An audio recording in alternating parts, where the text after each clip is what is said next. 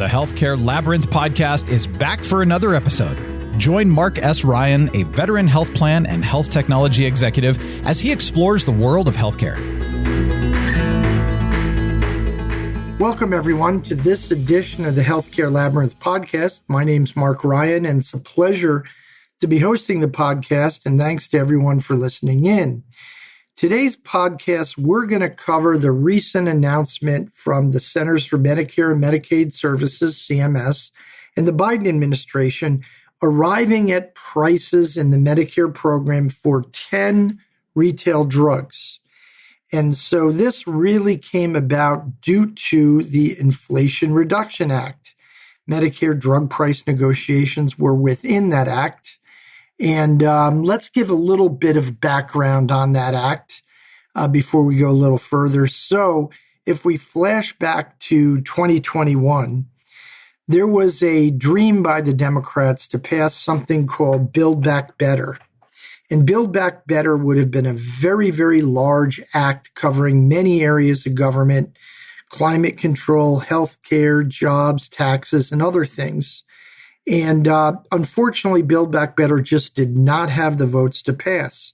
Throughout 21, it was debated a great deal, and a number of senators, including Senator Joe Manchin, a moderate Democrat from West Virginia, indicated they just simply could not support this size of a bill. Well, going into 22 and going toward the 22 congressional elections, Manchin had a little bit of a change of heart. He wasn't going to support anything as big as Build Back Better, but he did arrive at a deal with Senate Majority Leader Chuck Schumer, the Democratic leader, to have a bit of a scaled down bill that covered many of these same areas. And included within the bill, in addition to climate control and some other things, was Medicare drug price negotiations. And so again, they arrived at a deal sometime in the summer of 2022. And on August 7th of 22, the Senate went into a vote-a-rama and essentially passed the bill on a 51-50 vote, with Vice President Kamala Harris casting the tie-breaking vote in the Senate, where it was split 50-50. Democrats and Republicans, but the Democrats controlled because the vice president is a Democrat. The bill then moved over to the House, and on August 12th, 2022, the then Democratic-controlled House also passed the bill on a very tight 220-207 vote. And finally, the President Biden signed the bill on August 16th, 2022.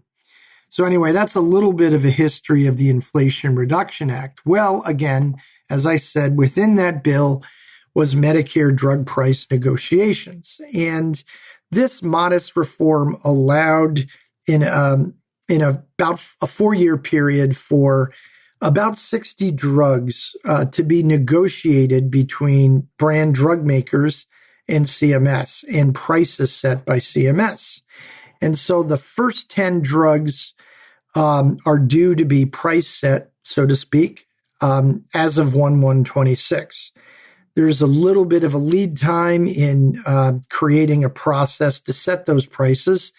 And on February 1st of this year, 2024, CMS basically sent an initial offer for one of the 10 drugs to each of the manufacturers with a justification for that initial offer, and invited the drug company to participate in negotiations.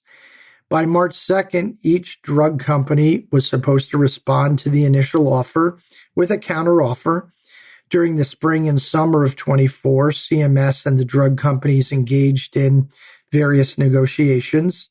On July 15th, CMS sent final offers to any participating drug company that did not yet reach a price that was negotiated. And then by July 31st, a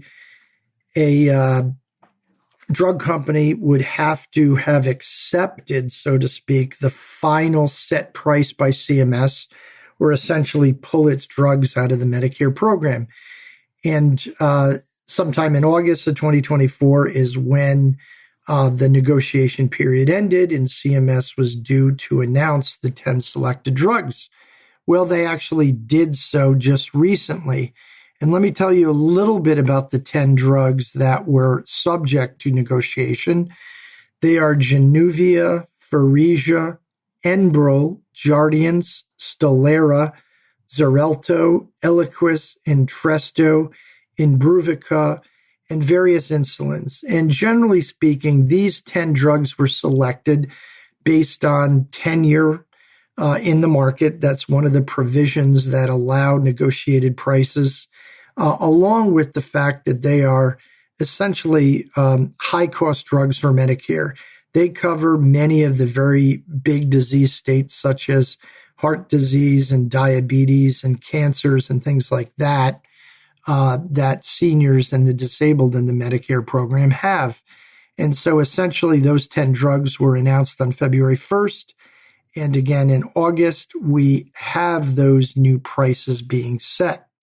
And so this, of course, raised great consternation on the part of the brand drug makers and Pharma, the drug lobby. I call Pharma the drug lobby and brand drug makers Big Pharma. And I'll be using the word Big Pharma really throughout this podcast. But Big Pharma argued that the passage of the IRA with Medicare drug price negotiations was going to mean an apocalypse, in essence, that all drug innovation and the industry itself would be in tatters if the IRA and Medicare drug price negotiations were ushered in.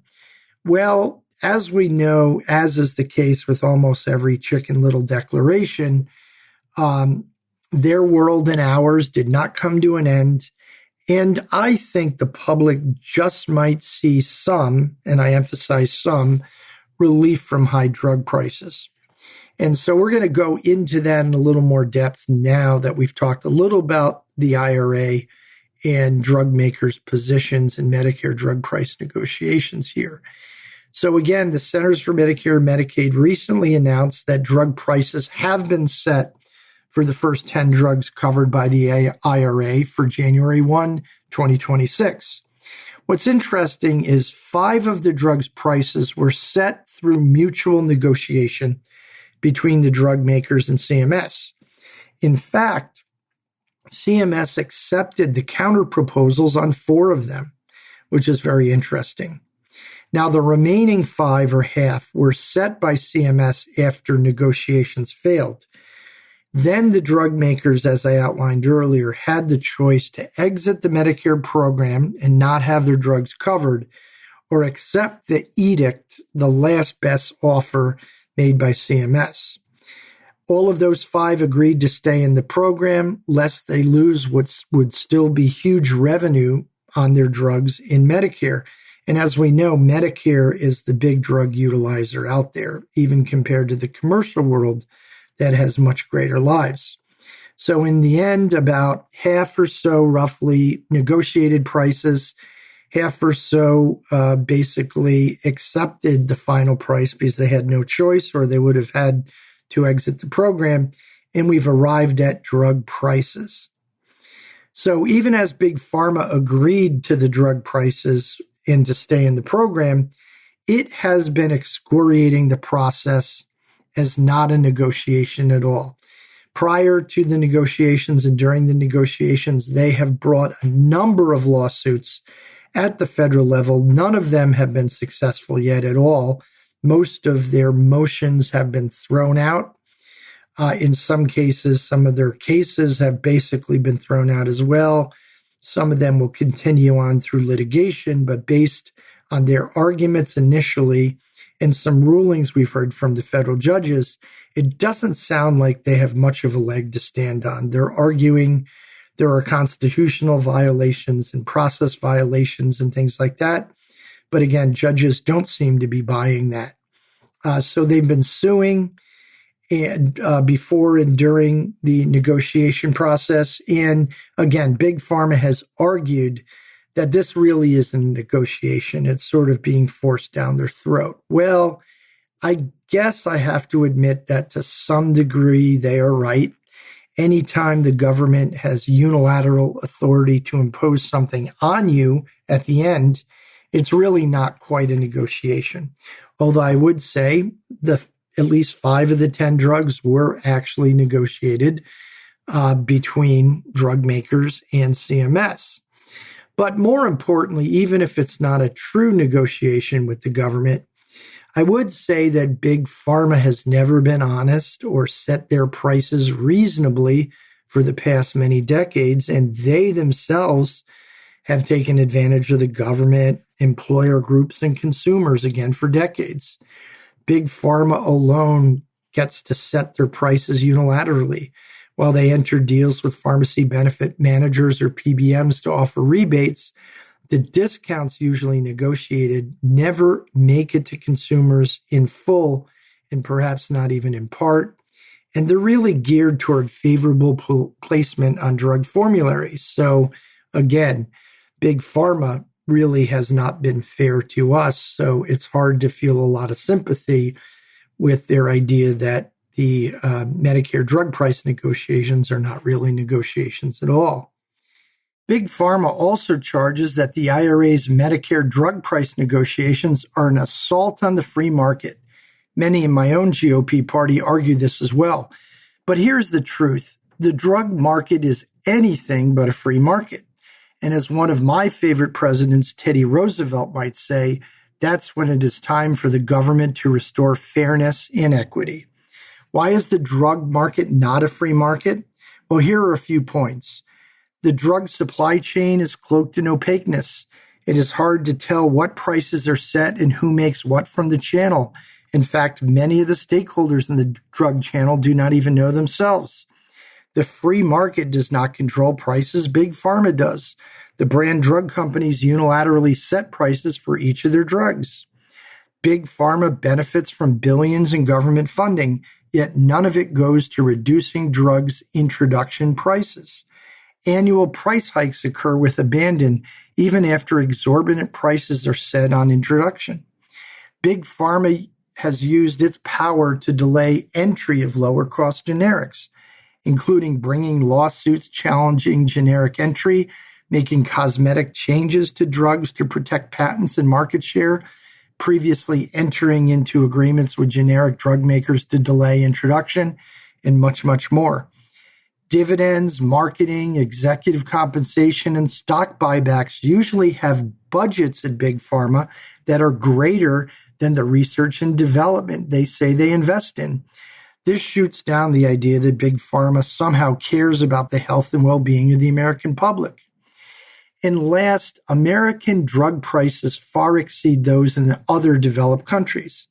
Big Pharma relies on America for anywhere from 2/3 to 3/4 of profits. America is shouldering an inequitable burden.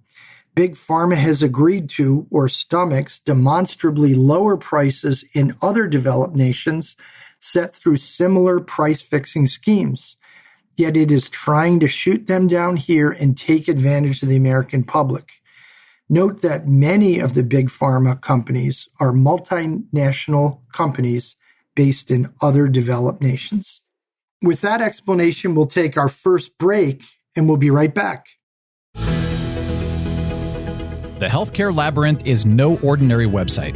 It features news and commentary from one of the nation's leading healthcare policy and technology experts. Marc Ryan combs the internet for the latest healthcare news and publishes a news feed each weekday with summations and Marc's insights. Twice a week, Marc publishes a blog to go deep into a current issue. And of course, Marc hosts a podcast each week to delve even further. All of this is available at healthcarelabyrinth.com. Visit each day for the latest happenings in healthcare. As well, learn more about Marc's book, The Healthcare Labyrinth, at the website. That's healthcarelabyrinth.com, your go-to source for healthcare news. Welcome back, and we hope you're enjoying this episode of the Healthcare Labyrinth Podcast. We're talking about Medicare drug price negotiations and the recent announcement of prices for the first round. 10 drugs prices have now been set, and they will go into effect on January 1, 2026. Well, what is Big Pharma saying to its investors about the law?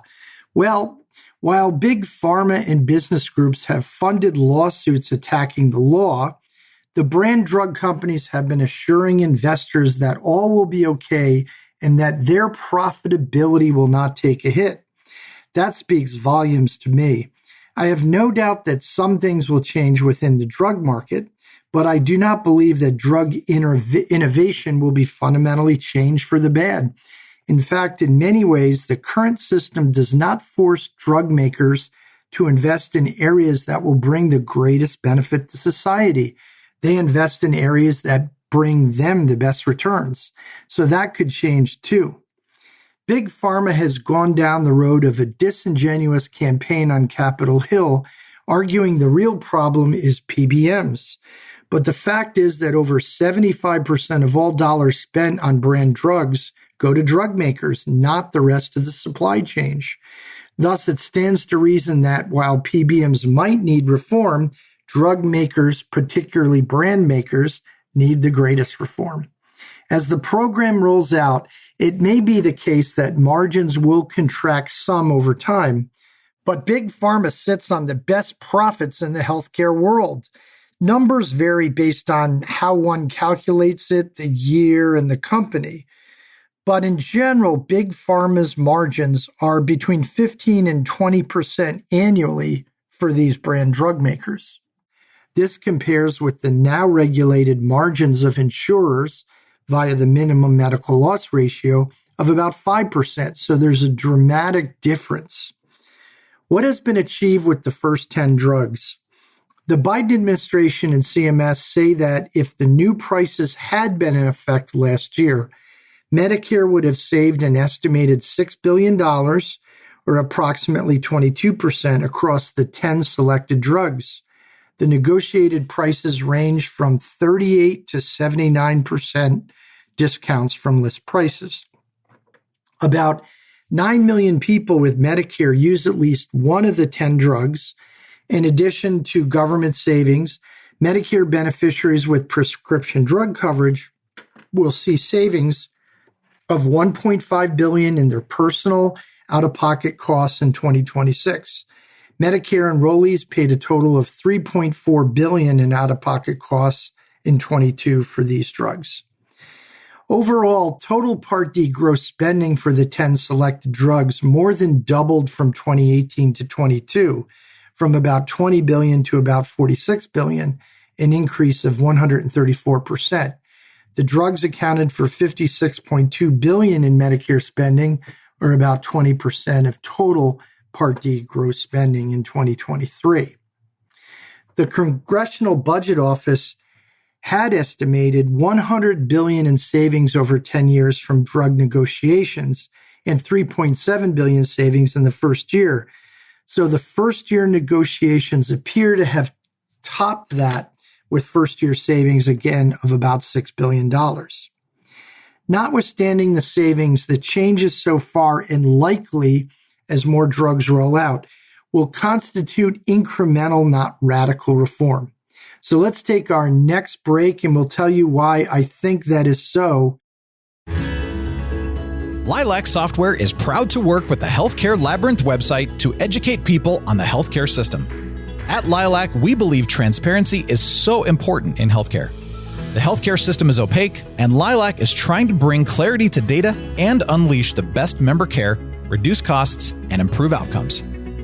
Our cloud-native payer platform revolutionizes data insights and analytics. Plans have all the data they need, but in silos locked away in point solutions. At Lilac, we solve the data fragmentation problem and help plans turn complex data into actionable insights, leading to greater operating leverage, tight cost controls, and healthier members. Health plans can improve STAR scores, reduce medical expense, drive revenue, and more. Quite simply, with Lilac, you can drive better business and health outcomes. Learn more at lilacsoftware.com. Welcome back, and we hope you're enjoying this episode of the Healthcare Labyrinth Podcast. When we left, I told you that I thought this is really more about incremental change, perhaps than a radical remake of the Medicare Part D program. We told you that about $6 billion is expected to be saved in the first year due to the negotiation of these 10 drugs, and that the discounts from a list price range from about 38% up to 79%. So that sounds pretty good. But the fact is that true savings are quite a bit less because of the way brand drugs work in something called a rebate. So let's get into this a little bit. So I'm going to be reading out the names of the 10 drugs, the IRA negotiated price, the list price, which we think of as the gross cost, and then the discount. So again, I'm going to read out the drug, the IRA negotiated price, the list price or gross cost, and the discount. So Januvia, IRA price $113, the list price $527, the discount 79%. Various insulins, the IRA price $119, the list price $495, and the discount 76%. Pharesia, the IRA price $178.50, the list price $556, and the discount 68%. Enbrel, the IRA negotiated price $2,355, the list price $7,106, and the discount 67%. Jardiance, $197 for the IRA negotiated price, the list price $573, and the discount 66%. Stelara, the IRA negotiated price $4,695, the list price $13,836, and the discount 66%. Xarelto, the IRA negotiated price $197, list price $517, and the discount 62%. Eliquis, the IRA negotiated price $231, the list price $521, and the discount 56%. Entresto, the IRA negotiated price $295, the list price $628, and the discount 53%. And Imbruvica, the IRA negotiated price $9,319, the list price $14,934, and the discount 38%. And all of this is based on a 30-day supply of the drug.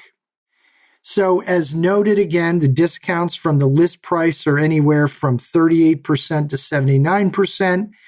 The average reduction through my calculation is about 63%, and the mean reduction is about 66%. Because prices are now set, brand drug makers will no longer have to give rebates to the pharmacy benefits manager at the level they did before, if at all, to arrive at what we think of as the net cost. So essentially, the Medicare drug price negotiation with that IRA price is actually setting the net cost today. And we frankly don't know exactly what the net cost is after rebates for really any one of these drugs. Based on estimates of rebates, though, the final savings on a percentage basis, what we said was 38 to 79%, drops considerably. Before the announcement was made public, analysts at JP Morgan had said the negotiated prices could be on average 40% lower on a net basis. But the CMS announcement and JP Morgan's latest estimates suggest this is actually closer to a 20 to 25% overall discount. I admit I'm having trouble backing into this math. If you assume rebates in Medicare are about 20 to 25% on average of the average manufacturer's prices, I would think savings would be greater. But right now, JP Morgan and even CMS are saying that these 38 to 79% discounts off the list price actually only account for about 22% from CMS in total savings. So that's an interesting fact, that the fact that we have rebates in the system actually mean the actual discounts are much less. So again, about 22% overall. What is interesting, though, is that PBMs often keep portions of the rebates because they are retroactive in nature, and Medicare enrollees don't see some or all of those rebates at the point of sale. This adds to savings to consumers if you start to think about the impact of the reductions overall in the price negotiation, because they will automatically be sent through now with rebates going away. More importantly, I think the IRA also gives us a much more transparent drug price model over time. There are some concerns that PBMs could restrict access to the drugs in favor of others that will continue to have rebates. That is a pretty valid concern, but CMS says it will use a comprehensive formulary review process to prevent this abuse that would undermine patient access. All that said, prices in the U.S. on these 10 drugs still will be substantially higher than those in other developed countries. Using some studies that I looked at that showed the price of these drugs in other developed countries, these other countries will still pay 20% to 60% of the Medicare negotiated prices for the 10 drugs in question. So again, in summary, that's why I say this is much more incremental than dramatic remake. Of course, CMS and the Biden administration are advertising these large discounts from list prices, which are 38 to 79%, but they themselves admit that savings is more like 22%. And so again, that's a small piece of the overall differential between American drug prices and what other developed nations pay for the same drugs. With that, we'll take our last break and we'll come back for a bit of a conclusion. Health plans and insurance are confusing. Our healthcare system is in dire need of reform. Health policy expert Marc Ryan tackles both issues in his book, The Healthcare Labyrinth. It is both a guide to navigating health plans and fixing American health insurance. Marc dives deep into how health plans and the American health insurance system operate. He then outlines a comprehensive reform agenda for the system as a whole, including pricing, emphasizing health and care management, and ensuring affordable access to health coverage in a private delivery model. Marc is a bit of an unconventional Republican in that he believes affordable access is the morally right thing to do, and that it is also fiscally prudent for our nation. Learn more about Marc's book, The Healthcare Labyrinth, at healthcarelabyrinth.com or search at leading bookseller websites. Available in print, ebook, and audiobook forms. Welcome back, and we hope you're enjoying this episode of the Healthcare Labyrinth Podcast. We're going to sort of conclude here by talking about what comes next and reflecting just a little bit. We told you that there's about $6 billion in savings from the first year drugs expected in 2026, along with $1.5 billion in out-of-pocket savings. So that's good for America overall. What happens with the IRA's Medicare drug price negotiations from here on? Well, they continue with CMS selecting up to 15 more drugs under the Part D retail program for price setting as of 1/1/27. These drugs will be announced for negotiation by February 1st of 2025. This will continue with up to 15 more drugs covered by Part B, the medical drug portion, or Part D, the retail drug portion, for price setting for 2028, and up to 20 more Part B medical drug and Part D retail drugs in 29. And each year after that, there are 20 Part B and Part D drugs that can be negotiated. So you may have taken my discussion about the final savings of 22% as vastly different than the reductions from the list price, and that it is very incremental compared to radical. And that's fair, but I did want to note that while CMS could have saved far more in this first round, I do not think that should be viewed as a criticism of the government. Government tends to be incremental in nature when it comes to policy, and I think that's fair. In truth, I would not have even guessed we would be here today negotiating drugs. So I think the Biden administration deserves great credit for that, even if perhaps you could have gone for more aggressive savings. But the savings are substantial, both for Medicare, but also for people's out-of-pocket costs. But what this does show is that Big Pharma could have had it much worse. And this is in part why they are telling investors not to worry about their bottom lines. With Americans paying over 3 times more for brand drugs than other developed countries, Big Pharma will still be able to rake in huge margins while many Americans continue to struggle affording life-saving medications. Ultimately, we have to tackle that issue. This is a good start. But I'm hopeful that a greater number of drugs could be negotiated in the future, and we could get to much deeper savings that perhaps rival the prices that other citizens in other developed nations are paying for their health care. With that, we'll conclude this edition of the Healthcare Labyrinth Podcast, and we'll see you next time. Take care. Thanks for joining Mark and the Healthcare Labyrinth Podcast. Go to healthcarelabyrinth.com each day for the latest healthcare news. See you next week on the next Healthcare Labyrinth Podcast.